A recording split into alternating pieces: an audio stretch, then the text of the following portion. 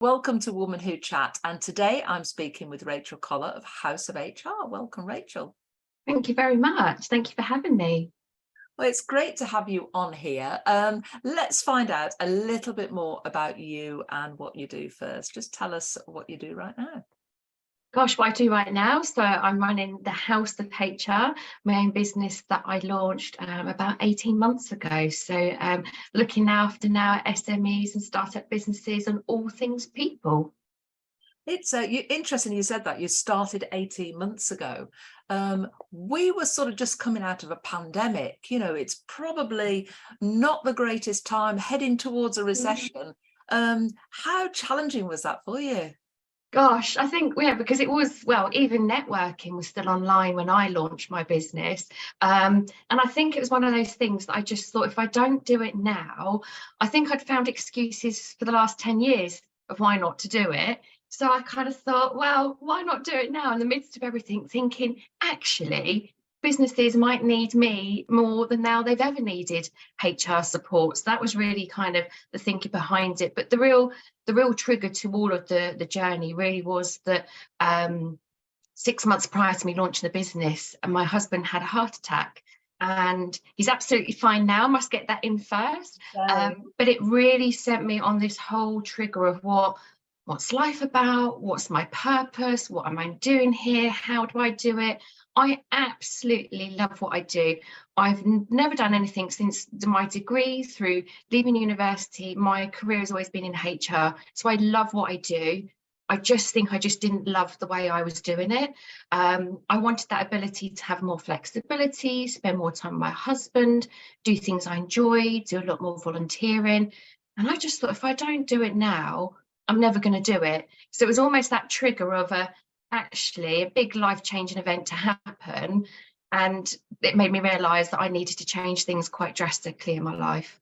And it's a shame that sometimes we need those life events, we need those things to happen to make us realise and appreciate what we've got or what we need around us and what we need to do. I'm so pleased to hear that your husband's okay. Thank you.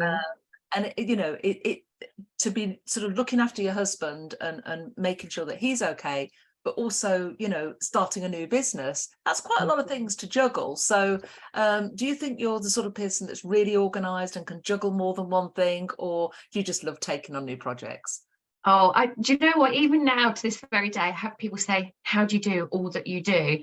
And I'm just one of these people, I love to be super busy. So as well as running my own business, launching a second brand earlier this year, as well as doing voluntary, I'm a trustee at our local food bank. I sit on the non-executive director board for our local Chamber of Commerce, and I do other different charity work behind the scenes with different organisations. I just love being busy. I help run a couple of networking events as well, and I'm sure there's lots more that I've forgotten about that I've got to add to the list. And I just think if you have got that passion and that drive, you just make it happen. And sometimes maybe at your detriment at times, but I just feel that I've been able to drive that energy in different ways and in things that I've really loved and enjoyed, rather than someone telling me I've got to do it. I'm choosing to do these things myself. And I think that's the beauty of being self-employed. It was what triggered me to my first foray into self-employment. And I think, you're your own boss. It's very hard starting out on your own because you have that support around you and the office and all the accounts department, the IT department and everything. And then suddenly it's just you. So how do you cope with that? Just sort of, being on your own and making those decisions for yourself. Yeah, I think that transition was hard, but hopefully not as hard as I thought it'd be, because I think having worked through the pandemic in the corporate world and having to work at home and not being around necessarily all those resources all the time, I think that kind of helped with that transition to some degree. But it was almost, I needed to start networking really quickly to create what I now call my little black book of what I had in the corporate world. So there's IT, the marketing, the financial people. I needed those, but in this world, and very, very quickly, especially finance. I know. It's HR and employment law was my background as well. And, sometimes when you've got that analytical brain and when you come to the figures, you think, oh God, I need some help there. Absolutely. with what's on the horizon? What are you sort of working on at the moment? I love, by the way, I looked at your website and I absolutely love the fact you call yourself the interior designer of HR, and that everything you do is placed in rooms. Well, what made you come up with that? How did you come up with that? I suppose everyone has that journey of what do you call your business, and it's the fun part as well of starting up a business. And while I was in the corporate world, I was working 3 months notice, so I had 3 months to keep researching companies' names. I'd look at the .com, it was gone. I'd go in company's house, it had been registered. So I actually wanted Haus, Hause, but a Belgian company had the .com. So I was out for a walk one day, one of my daily walks, and I was listening to a podcast, a business podcast, can't remember which one, but it's mentioned about the success of Lady Gaga and her House of Laboratories, her makeup business in the House of Gaga, spelled Haus. So I literally went back home, searched the .com, it hadn't been taken, went on Company's House, hadn't been taken. So I just thought, good enough for Lady Gaga, good enough for me. So that was kind of the concept of building the foundations in the business, getting your things right, like your policies, contract, handbooks, that lovely stuff. But then the rooms, elements of not every client will want all the services I can offer. And it may be they just want me to help with kind of their development or their wellbeing program or just their recruitment. So the idea was they could kind of pick from different rooms. They wouldn't have to have all of it. I absolutely love the concept. It's great. And I Thank you. love the Lady Gaga story. Fantastic. So you're building up the business. You've been going 18 months.